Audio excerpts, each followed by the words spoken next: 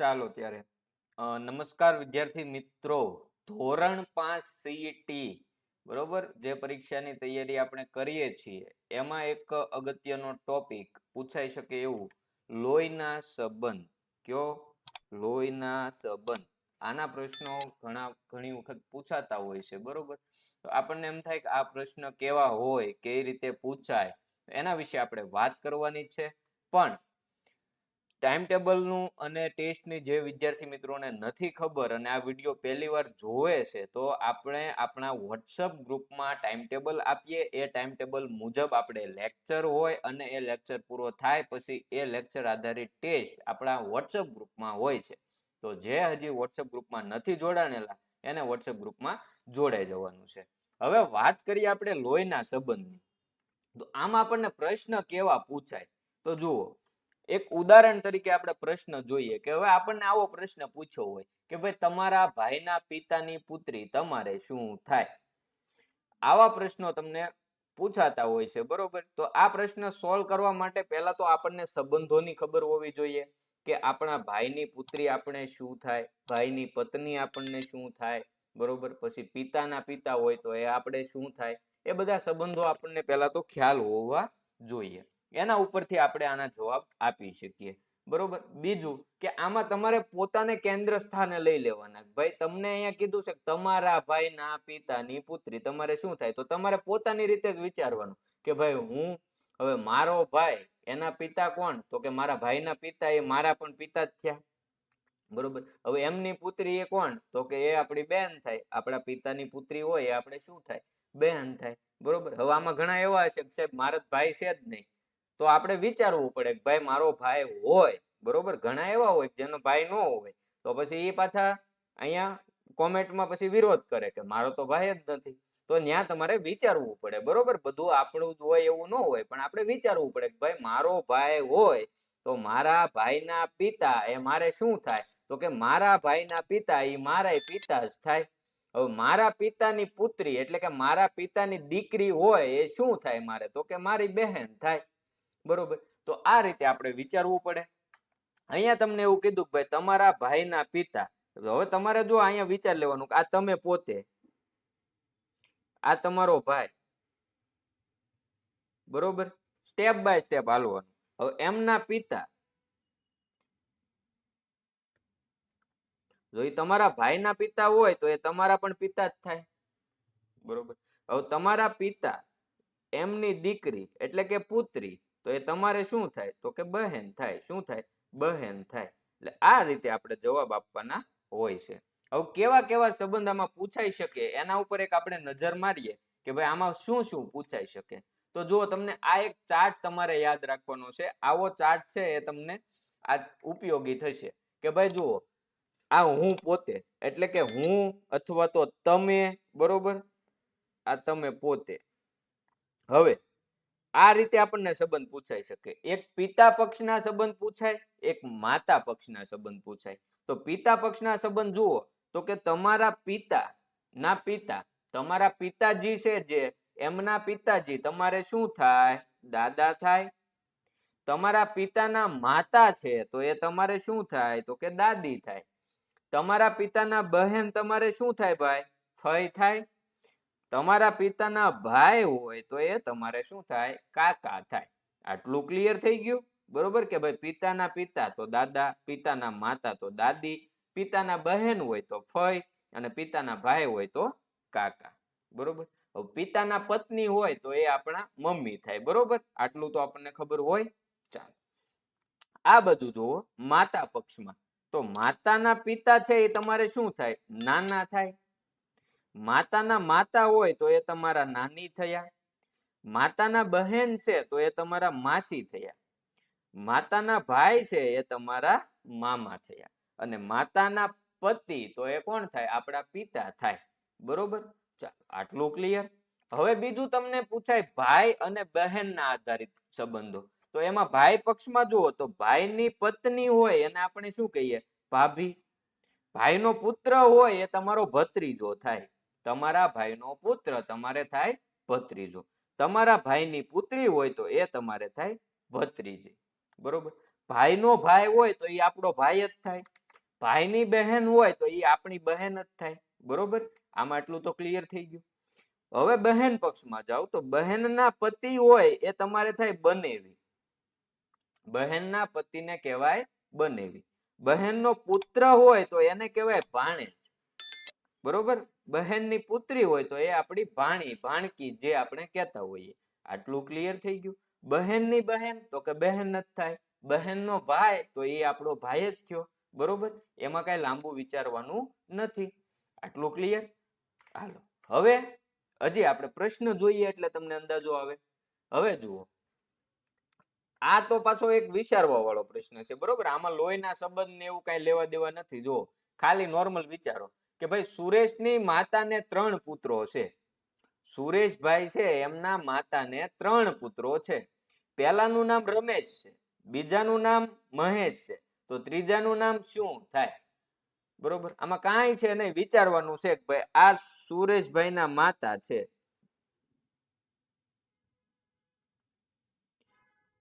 કોણ છે? સુરેશભાઈના માતા, બરોબર. હવે એમના 3 પુત્રો છે. એમના 3 પુત્રો છે. આ સુરેશભાઈના માતા છે, એમના 3 પુત્રો, એક રમેશ, બીજો મહેશ, તો ત્રીજો કોણ થાય? ત્રીજો કોણ થાય? કોના માતા છે? સુરેશના માતા છે. આ સુરેશના માતા છે તો એમના પુત્રનું નામ સુરેશ તો હશે જ. એક પુત્રનું નામ તો જે સુરેશના માતા કહેવાના, તો ત્રીજાનું નામ થાય સુરેશ. આમાં કઈ અઘરું છે નહીં. આવો પ્રશ્ન ક્યારેક પૂછાઈ જાય, બરોબર. એટલે આમાં પછી પાછું સંબંધો ભેગા કરવાની જરૂર રહેતી નથી. ચાલો હવે આપણે સંબંધ આધારિત જોઈએ. એ પહેલા જે મિત્રો સીઈટી પરીક્ષાની તૈયારી કરતા હોય અને જો બુક લેવાની હોય તો મિત્રો તમારા માટે નૂતન સીઈટી નામની બુક અવેલેબલ છે. 360 MRP છે, પણ અહીંથી ઓર્ડર કરશો એટલે 260 રૂપિયામાં તમારા નજીકના કુરિયર સેન્ટર સુધી આવી જશે, બરોબર. કુરિયર ચાર્જ ફ્રી રહેશે. ઓર્ડર કરવા માટેની લિંક ડિસ્ક્રિપ્શન બોક્સમાંથી મળી જશે, અથવા તો અહીંયા જે નંબર દેખાય છે તમને, આ નંબર પર વોટ્સઅપમાં તમારે સીઈટી બુક આવું લખીને મેસેજ કરવો એટલે તમને ઓર્ડર કરવાની પ્રોસેસ આપી દે છે, બરોબર. પેમેન્ટ ઓનલાઈન કરવાનું હોય એટલે વાલીની મદદ લેવી આમાં. હાલ હવે આપણે પ્રશ્ન તરફ જોઈએ. ભાઈ તમારા પિતાજીના શાળાના પુત્રની એકમાત્ર ફઈ તમારે શું થાય? હવે આમાં ભાઈ તમારા વાલી સાથે હોય તો એને તમે પછી આ પ્રશ્ન પૂછી શકો, બરોબર. તમને વધારે સમજણ આવે એ રીતે. કારણ કે મને તો ખબર ન હોય હવે તમારા મામાનું નામ શું છે એ રીતે, નહીતર હું તમને સમજાવી શકું. પણ આમાં તમે તમારા વાલીની મદદ લેજો. પહેલા અહીંયા ધ્યાન આપો, અહીંથી જ સમજાઈ જશે, બરોબર. હવે જુઓ, તમારા પિતાજીના શાળાના પુત્રની એકમાત્ર ફઈ તમારે શું થાય? હવે જુઓ, આ તમે છો, આ તમે. હવે તમારે તમારી જાતે વિચારવાનું છે. તમારા પિતાજી છે, તમારા પિતાજી, બરોબર, એમના શાળા કોણ થાય? તમારા પિતાજીના શાળા કોણ કહેવાય? તમારા મામા હોય ને એ તમારા પિતાજીના શાળા કહેવાય, બરોબર. કે આ તમારા પિતાજી, આ એમના શાળા છે. પિતાજીના શાળા તમારે શું થાય? મામા થાય, બરોબર. તમારા મામા એ તમારા પિતાના શાળા, તમારા પિતાના શાળા એ તમારા મામા, બરોબર. આટલું ક્લિયર. શાળા કોને કહેવાય? તો કે પત્નીનો ભાઈ હોય ને એને શાળો કહેવાય, બરોબર. તો તમારા પિતાજીના પત્ની એટલે તમારા મમ્મી, તમારા મમ્મીના ભાઈ એટલે તમારા મામા, પણ તમારા પિતાજીના શાળા. આટલું ક્લિયર? મગજમાં ઉતર્યું એટલું? હાલ તો હવે તમારા શાળાનો પુત્ર છે ભાઈ, આ શાળાનો પુત્ર, એમના ફઈ પણ કેવા? એકમાત્ર ફઈ. હવે ફઈ કોને કહેવાય? કે પિતાજીના બહેન હોય ને, પિતાજીના બહેન એને ફઈ કહેવાય. આટલું તો આપણને આવડે ભાઈ. ફઈ કોને કહેવાય? તમે ફઈ કોને કહો? કે તમારા પિતાજી છે એમના બહેનને તમે ફઈ કહેશો, બરોબર. તો અહીંયા એવું કીધું કે તમારા પિતાજીના શાળાના પુત્રની એકમાત્ર ફઈ. કોની ફઈ? તમારી ફઈ નહીં, તમારા પિતાજીના શાળાના પુત્રની ફઈ. એટલે આ વ્યક્તિ જે છે ને એમના ફઈ. તો એમના ફઈ કોણ થાય? કે એના પપ્પાના બહેન જ થાય. આના ફઈ કોણ થાય? તો એના પપ્પાના બહેન. એના પપ્પાના બહેન એટલે એ કોણ થઈ ગયું? કે આ તમારા પિતાજીના શાળા છે એના બહેન, બરોબર. એના બહેન થયા. હવે એવું કીધું કે એકમાત્ર ફઈ. એટલે એકમાત્ર ફય એટલે આ જે તમારા પિતાજી છે બરોબર, એમના શાળાના એકમાત્ર બહેન છે. એ કોણ થાય? તમારા મમ્મી થાય. તમારા મામાના એકમાત્ર બહેન હોય એ કોણ કહેવાય? તમારા મમ્મી કહેવાય. હવે આપણે નામ લઈને હું તમને ઉદાહરણ આપું એટલે તમને વધારે સમજાય. હવે જુઓ, કાંઈ ટપ્પો ન પડ્યો હોય કોઈ વાંધો નહીં. હવે અહીંયા ધ્યાન રાખજો. માનો કે તમારું નામ છે મહેશભાઈ. આપણે મોડર્ન નામ રાખીએ. તમારું નામ મહેશભાઈ અત્યારે નહીં હોય. તમારું નામ આપણે પ્રતીક રાખીએ. તમારું નામ છે પ્રતીક. આ પ્રતીકભાઈ છે બરોબર. પ્રતીકભાઈ ના પિતાજી છે એમનું નામ છે મહેશભાઈ. મહેશભાઈ કોણ છે? પ્રતીકના પિતા બરોબર. હવે એમના શાળા, મહેશભાઈ ના શાળાનું નામ રાખીએ આપણે મગનભાઈ. તો આ મગનભાઈ છે એ મહેશભાઈ ના શાળા છે.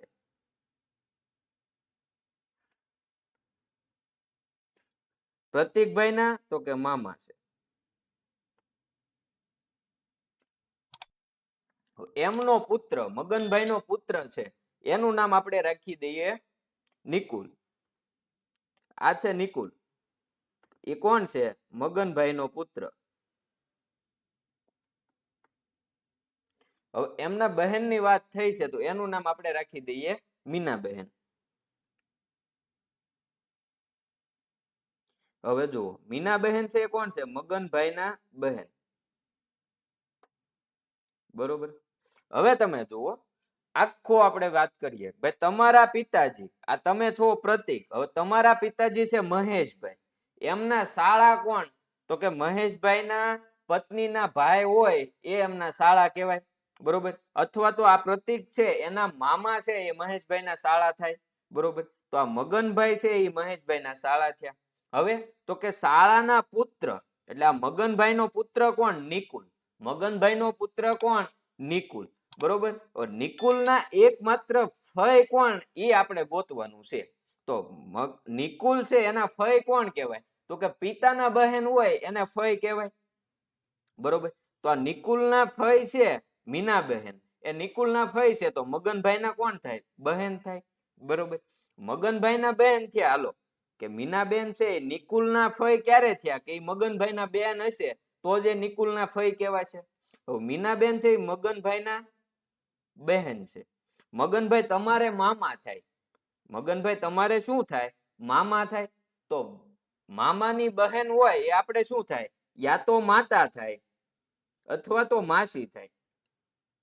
મામાના બહેનને કા તો માતા હોય અને કા માસી હોય બરોબર. મામાના જે બહેન હોય, તમારા મામાના બહેન, કા તો તમારા માતા યા તો તમારા માસી થાય. પણ અહીંયા એવું કીધું એકમાત્ર ફય, આ નિકુલના એકમાત્ર ફય. એનો મતલબ એવો થાય કે મગનભાઈને એક જ બહેન છે. મગનભાઈને એક જ બેન છે ને એનું નામ છે મીનાબેન.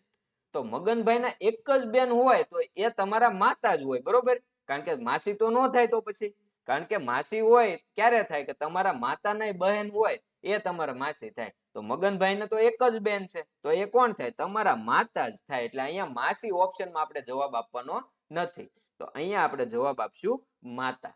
તો હવે એવું લાગે છે કે તમને ટપ્પો પડ્યો હોય બરોબર. નો પડ્યો હોય તો હજી આપણે કંઈક સમજાવવા માટે ટ્રાય કરશું. ચિંતા કરવાની નથી. પણ ખાસ જોવાનું છે કે કઈ રીતે પ્રશ્ન પૂછેલો છે બરોબર. આગળ વધો. હવે અહીંયા એવું કીધું કે વિજયનો એક ભાઈ રોહિત છે. ભાઈ હોય ને એને આપણે બાજુમાં લખવાનું બરોબર. આ વિજય છે, એનો એક ભાઈ છે રોહિત. આ બે ભાઈ છે. વિજય છે ને એ જનકનો પુત્ર છે. એટલે પિતા હોય ને એને ઉપર લખવાના. તો આ જનકભાઈ છે.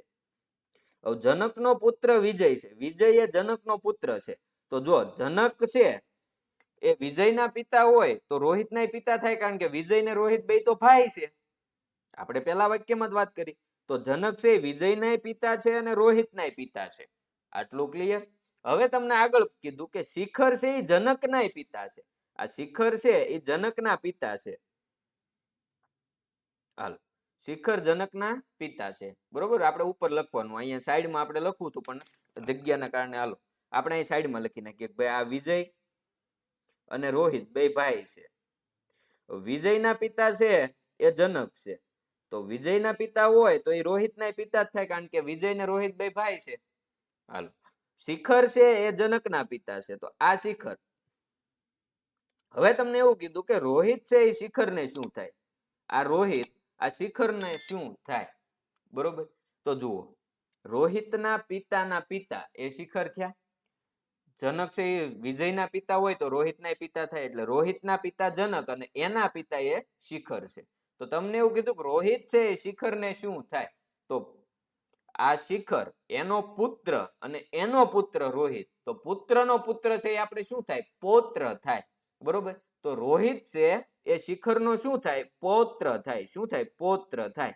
પણ અહીંયા તમને જો એવું પૂછ્યું હોય કે શિખર છે એ રોહિતને શું થાય, તો શિખર છે એ રોહિતનો શું થાય, તો કે પિતાના પિતા, એટલે શું કહેવાય, પિતાના પિતા એને શું કહેવાય, દાદા કહેવાય, દાદા કહેવાય. તો શિખર છે એ રોહિતના પિતાના પિતા થાય, એટલે તમને એવું કીધું કે શિખર રોહિતને શું થાય, તો શિખર છે એ રોહિતને શું થાય ભાઈ, દાદા થાય. પણ અહીંયા આપણને એવું કીધું કે રોહિત શિખરને શું થાય, તો રોહિત છે એ શિખરને શું થાય, પૌત્ર થાય.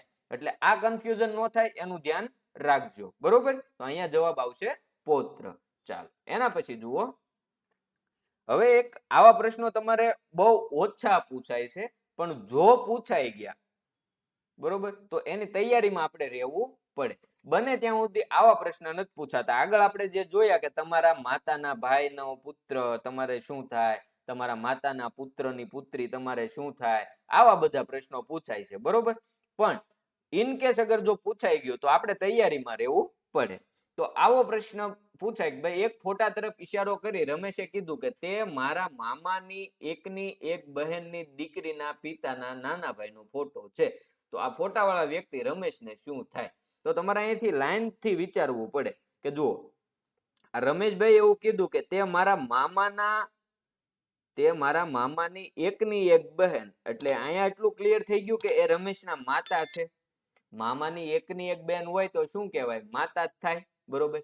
તો અહીંયા આપણે પહોંચ્યા તો એટલી વાત થઈ કે એમના માતાની વાત થઈ કે ભાઈ રમેશના મામાની એકની એક બહેન, તો એ રમેશની માતા થઈ, એટલે આપણે અહીંયા માતા લખી નાખીએ. હવે આપણે એવું કીધું કે એની બહેનની દીકરીના પિતા, એટલે કે રમેશની માતાની દીકરી, તો એ રમેશની બહેન થાય. આપણા માતાની દીકરી આપણી બહેન જ થાય. તો આ એમના બહેનની દીકરી એટલે રમેશની બહેન, એના પિતા, દીકરીના પિતા. આ માનો કે અહીંયા આપણે લખી નાખીએ કે માતા છે એની નીચે અહીંયા આપણે રમેશ લખી નાખીએ. આ એમના બેનનું નામ માનો કે આપણે ધારી લઈએ, બરોબર. ત્યાં પાછું આપણે મીનાબેન લખી દઈએ. ચાલો, કે ભાઈ રમેશના માતા છે એમની એક દીકરી નામ છે મીના, તો રમેશની બહેન થઈ. હવે એ દીકરીના પિતાની વાત થઈ પછી અહીંયા, તો આ મીનાના જે પિતા હોય એ જ રમેશના પિતા જ થાય, બરોબર, કારણ કે આ બંને તો ભાઈ બહેન છે. તો મીનાના પિતા એ રમેશના પણ પિતા થઈ ગયા, બરોબર.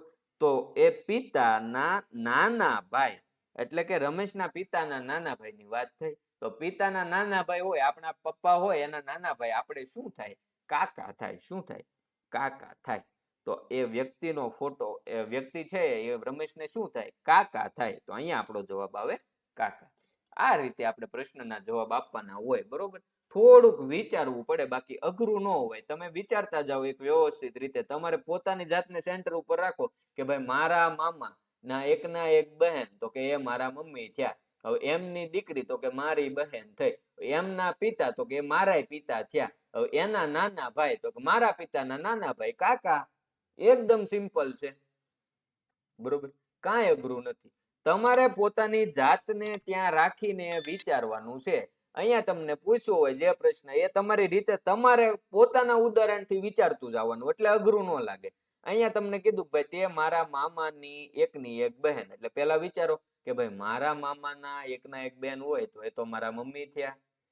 એમની દીકરી, તો કે એ મારી બહેન થઈ. એમના પિતા, તો કે મારી બહેનના પિતા, એ મારા પણ પિતા થયા.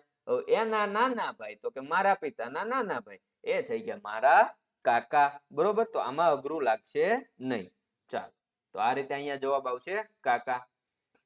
હવે આ જે લોહીનો સંબંધ આપણે જે ભણ્યા છીએ આ ટોપિક આધારિત ટેસ્ટ થોડી વારમાં આપણા વોટ્સએપ ગ્રુપમાં તમને મળી જશે. વોટ્સએપ ગ્રુપમાં જે બાળકો નથી જોડાણા તો વોટ્સએપ ગ્રુપની લિંક ડિસ્ક્રિપ્શન બોક્સમાં આપેલી છે, ત્યાંથી વોટ્સએપ ગ્રુપમાં જોડાઈ જજો. અથવા તો આ નંબર છે એ નંબર પર તમારે ગ્રુપ લખીને મેસેજ કરવો એટલે વોટ્સએપ ગ્રુપમાં જોડાવા માટેની લિંક તમને મળી જશે.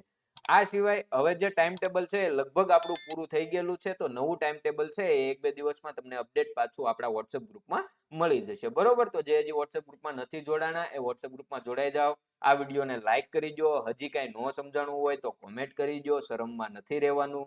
ચેનલને સબસ્ક્રાઇબ કરી દો. અને તમારી સાથે જે વિદ્યાર્થી મિત્રો ભણે છે અને હજી એમને નથી ખ્યાલ કે અહીંયા આપણે ફ્રીમાં તૈયારી કરાવીએ છીએ, આ ટેસ્ટ લઈએ છીએ, તો એમને પણ આપણા વોટ્સએપ ગ્રુપમાં જોઈન કરો અથવા તો આ વિડીયો એમના સુધી પહોંચાડો. બરોબર, બાકી ફરી મળીશું આના પછી. હવે જે આપણે નવું ટાઈમ ટેબલ આવે એ ટાઈમ ટેબલ મુજબ જ્યારે આપણો લેક્ચર હશે ત્યારે આપણે પાછા મળીશું. હવે ટેસ્ટ આપી દો. બરોબર, ચાલો, આભાર.